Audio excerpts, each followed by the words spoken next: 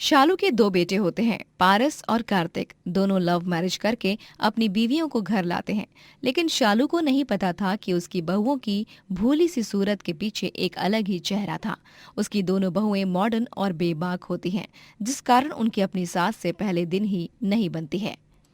अरे रीना बहू, परिधि बहू, मुझे एक गिलास पानी तो दे दो।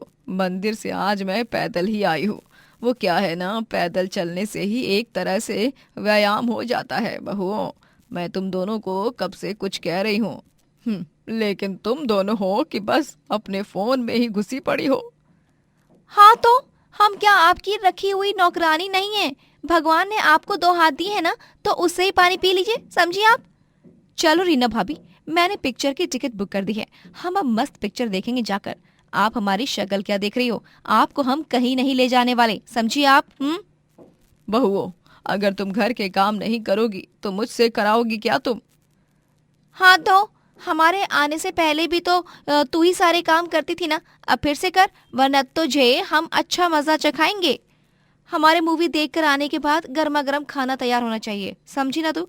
वरना तुझे हम आज मार मार कर लाल कर देंगे। बहुओं का अचानक से बदला बर्ताव देखकर शालू दंग रह जाती है।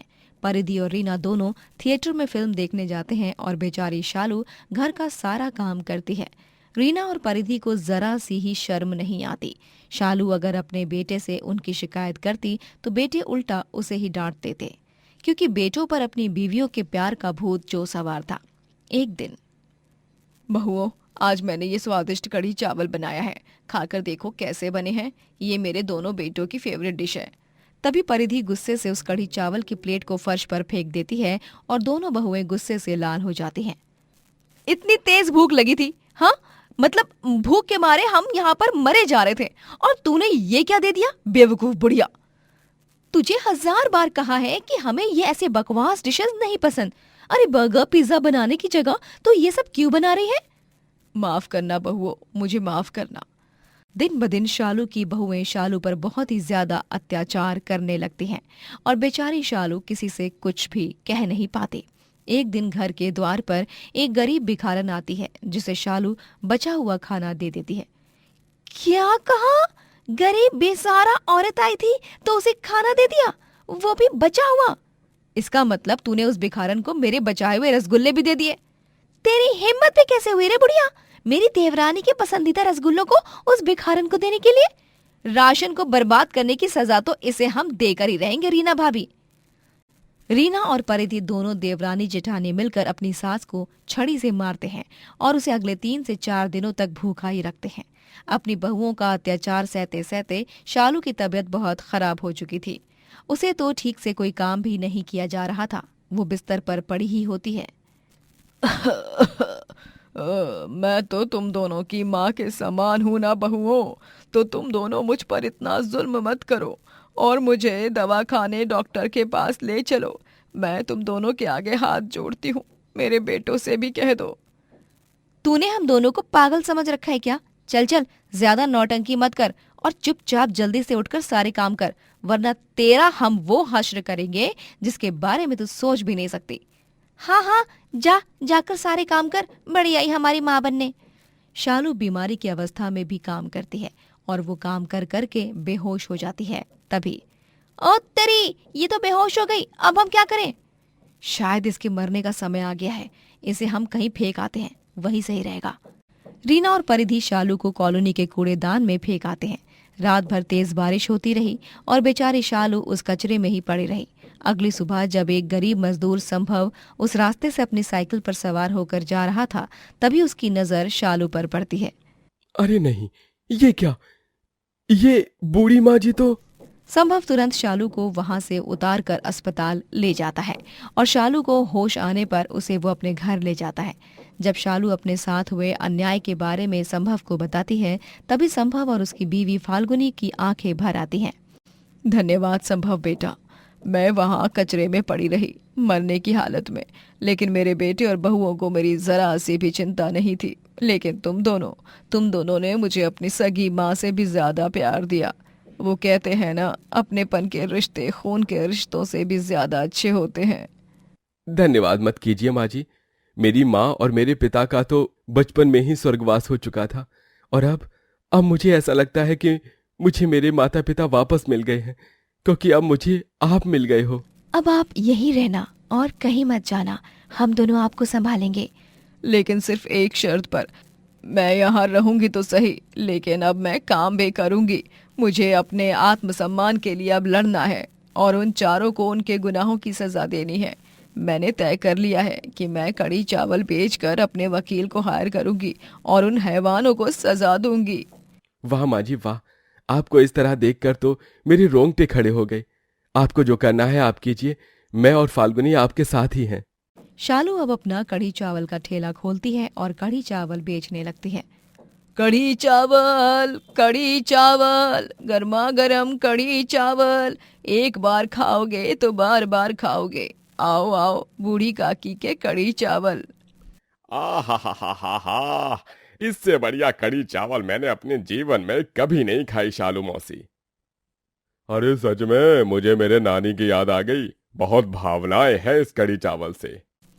ग्राहकों को शालू के हाथ के बने कढ़ी चावल बहुत पसंद आने लगते हैं और सभी रोज उसके ठेले पर लाइन लगाकर कढ़ी चावल खाने के लिए बेसब्री से इंतजार करते हैं। शालू का कढ़ी चावल ठेला लगभग 15 से 20 दिनों में ही उन्नति की तरफ अपना कदम बढ़ाने लगता है। इन सब से फाल्गुनी और संभव बहुत खुश होते हैं, लेकिन पारस, परिधि और कार्तिक, रीना ये चारों इस बात से नाखुश होते हैं। देख रहे हो बुढ़िया इस उम्र में कैसे तीर मार रही है। पारस जी, आपकी माँ अब तो आपके भी आगे निकल रही है, आपसे भी ज्यादा पैसे कमाने लगी है। हाँ कार्तिक जी, मैं तो कहती हूँ उनके उस ठेले को ही बर्बाद कर देते हैं जाकर, हाँ जलाकर राख कर देते हैं। हाँ कार्तिक भैया, रीना भाभी बिल्कुल सही कह रही हैं। माँ ने हमें छोड़कर किसी और को चुना और यहाँ थी तभी उनकी तबीयत बहुत खराब रहती थी, और अब कहाँ से आ रही है इतनी ताकत। माँ ने हमें छोड़कर किसी और को चुना और यहाँ थी तभी उनकी तबीयत बहुत खराब रहती थी, और अब कहाँ से आ रही है उनकी ताकत। मैंने तो पहले ही कहा था कि वो बस नौटंकी ही कर रही हैं और कुछ भी नहीं। वो चारों शालू के ठेले को जलाने आते हैं, लेकिन तभी वहाँ पर उन्हें शालू पकड़ लेती है और पुलिस के हवाले कर देती है। तुम जैसे मूर्ख और दुष्ट लोगों को तो कड़ी से कड़ी सजा मिलनी चाहिए। मुझे पता था कि तुम लोगों से मेरी खुशियां सही नहीं जाएंगी। वो तो अच्छा हुआ कि मैं आज यहाँ अपना सामान लेने आ गई, वरना अगर मैं नहीं रहती ना तो तुम लोग मेरे ठेले को जलाकर चले जाते। पुलिस उन चारों को गिरफ्तार करके ले जाती है और शालू कड़ी चावल बेचकर अपने जीवन में खूब आगे जाती है। राजपुर कहकर एक बहुत ही सुंदर गांव में लखन अपनी 24 साल की बेटी राधिका, बीवी कमला और बूढ़े पिता नरेश चंद के साथ रहता है। लखन और उसकी बेटी राधिका का गांव में एक ढाबा होता है जिसका नाम होता है घर का खाना। इस ढाबे में राधिका अपने हाथों से स्वादिष्ट और लजीज पकवान बनाती है। लखन सारा बाकी का काम संभालता है। राधिका के हाथ का स्वाद सबको बहुत पसंद आता है और सभी खूब तारीफ करते हैं। जो कोई उनके ढाबे पर आता वो दोबारा फिर से वहां खाना खाने न आए, ऐसा हो ही नहीं सकता। ये भटूरे मैंने तल दिए पापा, आप बस इन्हें छोले, सलाद और रायते के साथ परोस दीजिए। वहां की टेबल पर 3 लोग बैठे हैं ना, उनका ऑर्डर है ये। ठीक है बिटिया। और वो मूली के पराठे और हरी चटनी बन गई? जी जी, चटनी ही बना रही हूँ। लखन खाना परोसता है और उस खाने को खाकर लोगों के चेहरे पर एक अलग सा तेज और एक अलग ही खुशी आ जाती है। वाह वाह वाह वाह, ऐसे छोले भटूरे तो इस ब्रह्मांड में कहीं भी नहीं मिलेंगे। और ये मैंने हवा में नहीं बल्कि हकीकत में कह रहा हूँ। हैं लखन मेरे भाई? ओए होए होए होए, क्या छोले हैं, मुंह में जाते ही घुल जाते हैं। और ये भटूरे, उफ। राधिका बिटिया, तुम्हारा कोई जवाब नहीं, क्योंकि तुम लाजवाब हो। जीती रहो बिटिया, जीती रहो। धन्यवाद काका। लखन और राधिका सुबह से लेकर रात तक ढाबे पर ही काम करते हैं, जिसके बाद वो दोनों घर चले जाते हैं। लखन और राधिका के ढाबे पर अक्सर डाकू बल्लू सिंह आया करता। बल्लू एक बहुत ही क्रूर और बुरा आदमी होता है और वो बस गांव के लोगों को परेशान करता रहता है। उसे लखन की जवान बेटी राधिका बहुत पसंद होती है, इसीलिए वो हमेशा उसके ढाबे पर आकर तमाशा करते रहता है। ओए मेरी हुस्न परी, तुझे मैं कह दे रहा हूँ, अगले 5 दिनों में तुझे मेरी ही होना पड़ेगा। अच्छे से बोल रहा हूँ, सुन और समझ जा, वरना घी अगर सीधी उंगली से ना निकला तो बल्लू को उंगली टेढ़ी करके निकालना भी बहुत अच्छे से आता है। चला जा तू यहां से, बदमाश दरिंदे। पता नहीं कितना परेशान करेगा, और नालायक निकम्मा कहीं का। पापा आप चिल्लाइए मत, वरना आपकी तबीयत खराब हो जाएगी। चलिए हम अपने काम पर ध्यान देते हैं। बल्लू सिंह हर बार ऐसे ही बोलता है और फिर थोड़ी देर आकर परेशान करके चला जाता है। हमें उसकी बातों से अपने काम पर बुरा असर नहीं पड़ने देना चाहिए, है ना? हाँ राधिका बिटिया, तू सही कह रही है। राधिका लखन को ढाबे के अंदर ले जाकर पानी पिलाती है, जिसके बाद दोनों फिर से अपना काम शुरू करते हैं। 6 दिन बीत जाते हैं। राधिका और लखन अब बेफिक्र थे क्योंकि अब तक बल्लू सिंह नहीं आया था। लेकिन 7वें दिन अचानक से वो अपने आदमियों के साथ लखन के घर पर आ जाता है। उसे देखकर घर में सभी डर जाते हैं। अरे नहीं, ये क्या? कौन हो तुम? और ये तुम्हारे हाथ में क्या औजार? अरे दादाजी, मैं आपकी पोती राधिका का होने वाला पति हूं, समझे आप? अरे निकल जा मेरे घर से कमीने, तू नहीं सुधरेगा, तेरा तो कुछ करना ही पड़ेगा। अरे तू क्या करेगा रे मेरे बुड्ढे? एक पूंछ मार के तुझे मैं परलोक ट्रांसफर कर दूंगा।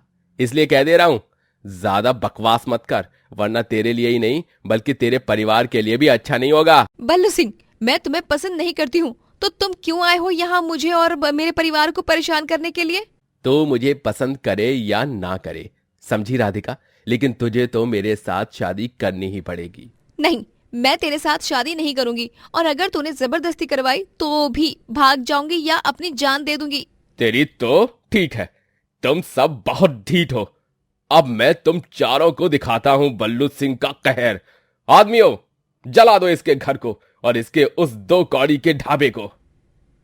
अरे क्या? ऐसा करने के बारे में सोचना भी मत बल्लू सिंह। बल्लू सिंह ऐसा मत करना। मैंने अपने खून पसीने की मेहनत से ढाबा और घर दोनों बनाए हैं। मैं तुम्हारे सामने हाथ जोड़ता हूं बल्लू सिंह, मैं तुमसे विनती करता हूं। राधिका के इनकार करने के गुस्से से बल्लू लखन का ढाबा और उसका घर दोनों जला देता है, और वो लोग कुछ कर नहीं पाते। वो चारों अब अपने ही घर से बेघर हो चुके थे। ये सब मेरी ही गलती है। अगर मैं उसके साथ शादी करती तो कम से कम आप तीनों को तो कोई हानि नहीं पहुंचती। नहीं राधिका बेटिया, तुम अगर उस हैवान के साथ शादी करती तो हमारा तुम्हारा जीवन नर्क से भी बदतर बन जाता। तुम अपने आप को इस हालत की दोषी मत ठहराओ बिटिया। मेरा ढाबा और मेरा घर दोनों एक पल में जलकर राख हो गए। अब हम कहाँ जाएंगे?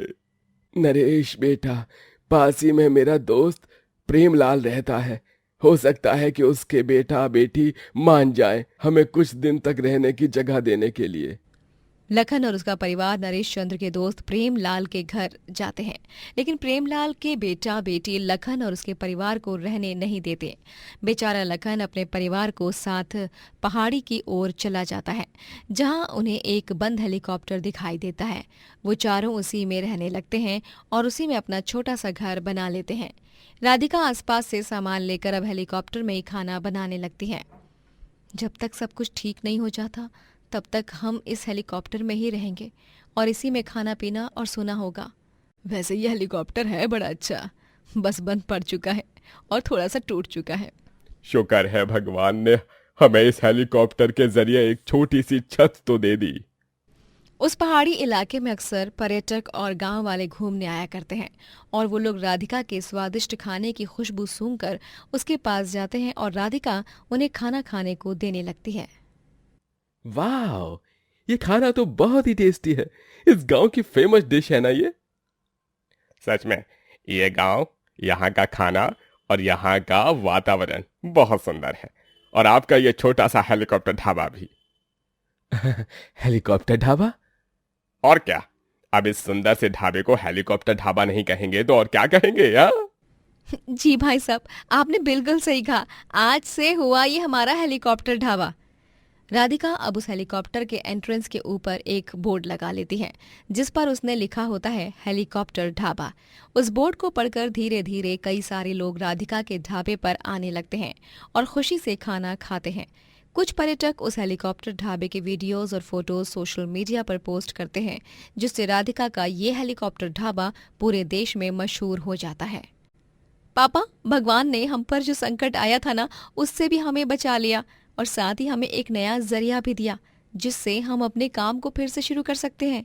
वो गोपी का बेटा जतिन बता रहा था कि हमारे हेलीकॉप्टर ढाबा के वीडियो को इंटरनेट पर पूरे 2 लाख लोगों ने देख लिया है। देख राधिका बिटिया, तू कितने आगे निकल गई। मुझे तो अपनी राधिका पर बहुत गर्व महसूस होता है। होगा क्यों नहीं भाई, आखिर नरेश चंद तिवारी की पोती है। ये सब पापा आपके और दादाजी के कारण ही हुआ है। माँ, मुझे तो खाना बनाना आप लोगों ने ही सिखाया है। राधिका हेलीकॉप्टर ढाबे में खाना बेच बेच कर ढेर सारे पैसे कमाती है और फिर वो अपने परिवार संग गांव में एक बड़े घर में रहने लगती है और गांव में अपना एक रेस्टोरेंट खोलकर वहां पर खाना बनाकर बेचने लगती है। वो जीवन में खूब आगे तक जाती है। राधिका की शादी अनिरुद्ध से होती है। अनिरुद्ध एक बहुत ही नेक और भला आदमी होता है।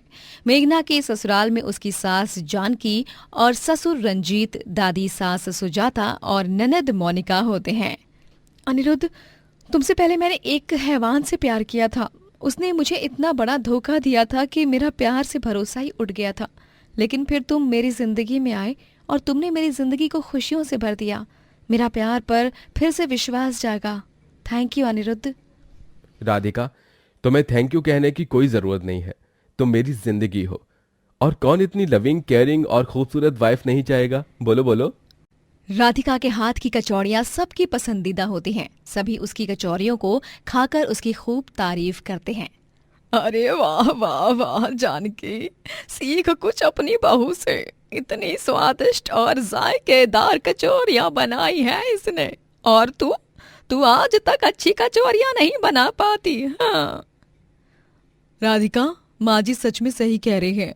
आज तक हम में से किसी ने ऐसी कमाल की कचौरियां नहीं बनाई। अरे राधिका बहू, ये मटर और दाल की कचौड़ियां एकदम फर्स्ट क्लास बनी है। ये लो तुम्हारा शगुन।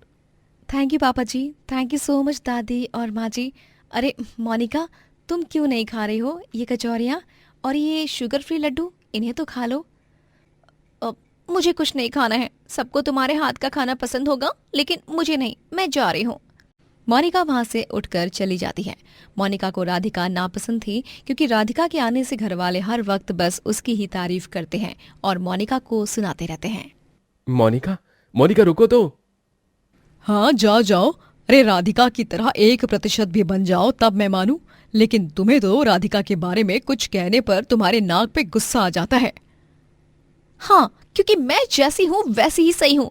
मुझे इस बहन जी राधिका की तरह नहीं बनना। हाँ, बचपन से ही ये लड़की बदतमीज है। न जाने क्या होगा इसका आगे, किसी की सुनती ही नहीं है। पापा जी रहने दीजिए ना, आप कचौरियाँ खाइए। जब मोनिका का गुस्सा शांत हो जाएगा वो अपने आप आ जाएगी। मोनिका एक टूर्स एंड ट्रैवल्स कंपनी में जॉब करती है और उसे पड़ोस की कॉलोनी में रहने वाले अद्विक से प्यार हो जाता है। अद्विक मोनिका से कहता है, मोनिका बेबी, मैं तुमसे बहुत प्यार करता हूँ। मैं तो एक अनाथ हूँ। मेरा तो इस दुनिया में कोई भी नहीं है, लेकिन तुम्हारा परिवार, तुम अपने परिवार को हमारे रिश्ते के बारे में बता दो। हाँ अद्विक, शायद तुम सही कह रहे हो। अब बहुत वक्त हो चुका है। अगर हम और रुके ना तो माँ पापा और दादी मेरी शादी किसी और लड़के से करा देंगे। मोनिका घर जाकर सबको अद्विक के बारे में बताती है और उसकी फोटो दिखाती है। अद्विक बहुत ही अच्छा आदमी है। माँ पापा, दादी, ये देखिए उसकी तस्वीर। भैया आप भी देखिए, लेकिन इस राधिका को मत दिखाना। मैं नहीं चाहती कि ये मेरी खुशियों पर अपनी बुरी नजर लगाए। मोनिका, तमीज से पेश आओ। घर वाले अद्विक की तस्वीर देखते हैं, लेकिन राधिका नहीं देख पाती। देखते ही देखते मोनिका की जिद के कारण घर वाले हाँ कर देते हैं और अद्विक को ढेर सारा दहेज देकर वो लोग अद्विक और मोनिका की शादी कराते हैं। लेकिन जब शादी होने के बाद राधिका अपने नंदोई को देखती है तब वो हैरान और भौचक्की की रह जाती है। ये क्या? ये तो अद्विक है। इसका मतलब ये है कि इस क्रूर अद्विक ने अब मोनिका से शादी कर ली है। राधिका, ये वही अद्विक है ना जिससे तुम्हारी मेरे पहले शादी हुई थी, और इसी के कारण तुम्हारे माता पिता की मौत हुई। इसने ही तुम्हारा सारा पैसा लूटा और तुम्हें मार पीट कर अपनी जिंदगी से बाहर फेंक दिया। हाँ अनिरुद्ध, ये वही दरिंदा है। ये हर साल ऐसे ही मासूम और भोली भाली लड़कियों को अपने प्यार के जाल में फंसाकर उनसे दहेज लेकर शादी करता है और उन्हें 1 साल के अंदर मार पीट कर छोड़ देता है। और अब इसने हमारी मोनिका को अपनी नई बीवी बनाया है। नहीं राधिका, मैं ऐसा होने नहीं दूंगा। हम अभी ये सारी बात माँ पापा को बताएंगे। काश कि तुमने शादी होने से पहले ही उस अद्विक की शक्ल देख ली होती। अनिरुद्ध और राधिका जाकर अपने घर वालों को सारी बात बताते हैं और उनके घर वाले वो सब सुनकर चौंक जाते हैं। वहीं मोनिका ने अद्विक के कहने पर अपने घर वालों की सारी जायदाद अब उसके नाम कर दी थी। ये लो जान, प्रॉपर्टी के पेपर्स। तुमने जैसे कहा था मैंने वैसे ही किया। मैंने शादी के पहले ही सारे पेपर्स पर परिवार का एक एक सदस्य के अंगूठे का छपवा लिया था निशान, जिसके बाद अब सबके नाम की सारी प्रॉपर्टी अब तुम्हारे नाम हो गई है। थैंक यू मोनिका, तुमने मेरे लिए इतना सब कुछ किया। ये सब मैंने हमारे और हमारे होने वाले बच्चे के फ्यूचर के लिए करने कहा है, क्योंकि अगर तुम अपने परिवार से खुद से कुछ मांगती तो वो लोग तुम्हें जल्दी नहीं देते। अब हम विदेश जाकर आराम से सेटल हो सकते हैं।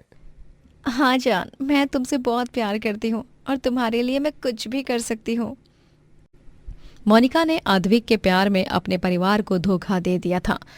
अब तो उसके मायके वाले एक छोटे से किराए के मकान में रहने लगते हैं, क्योंकि उनसे अद्विक ने उनका घर जो छीन लिया था। जब अनिरुद्ध और राधिका मोनिका को अद्विक की सच्चाई बताने जाते हैं, तभी वो उनकी एक नहीं सुनती और उन्हें अपना घर से बाहर निकाल देती है। सोचा नहीं था कि मोनिका हमें इतना बड़ा धोखा देगी। मैंने 1 महीने पहले ही जॉब में रेजिग्नेशन डाल दी थी, ताकि मैं अपनी प्रॉपर्टी के पैसों से अपना नया बिजनेस शुरू कर सकूं। लेकिन अब प्रॉपर्टी नहीं रही और अब जॉब भी चली जाएगी। चिंता मत करो अनिरुद्ध, क्योंकि मैंने सोच लिया है कि अब हम क्या करेंगे। राधिका सबके लिए कचौरियां बनाकर लाती है और उन्हें कहती है कि अब वो कचौरियां बेचेगी। राधिका और अनिरुद्ध अब गांव में कचौरियां बेचने लगते हैं। कचौरी ले लो कचौरी, प्याज पनीर आलू और दही की कचौरी, और भी अनेक तरह की कचौरियां ले लो।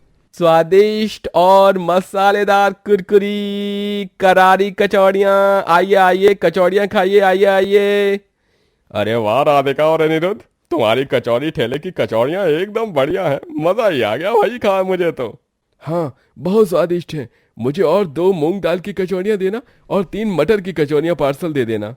राधिका और अनिरुद्ध अपने कचौरी ठेले में कचौरियां बेच बेच कर भरपूर पैसे कमाने लगते हैं और साथ ही उनका ठेला कुछ ही दिनों में गांव में हर तरफ मशहूर हो जाता है। वहीं मोनिका और अद्विक के रिश्ते में समय के साथ दरारें आने लगती हैं। जब अद्विक अपने असली रंग दिखाने लगता है, वो मोनिका को रोज मारने पीटने लगता है और उसे घर से बाहर निकालने की धमकी देने लगता है। अद्विक, मैंने तो बस तुम्हें मेरे साथ कहीं घूमने चलने के लिए कहा ना। चुप, एकदम चुप। तेरी आवाज सुन सुनकर पक गया मैं। तो निकल यहाँ से। अब मुझे तेरी कोई जरूरत नहीं है। निकल यहाँ से। लेकिन अद्विक, अद्विक मेरी बात तो सुनो।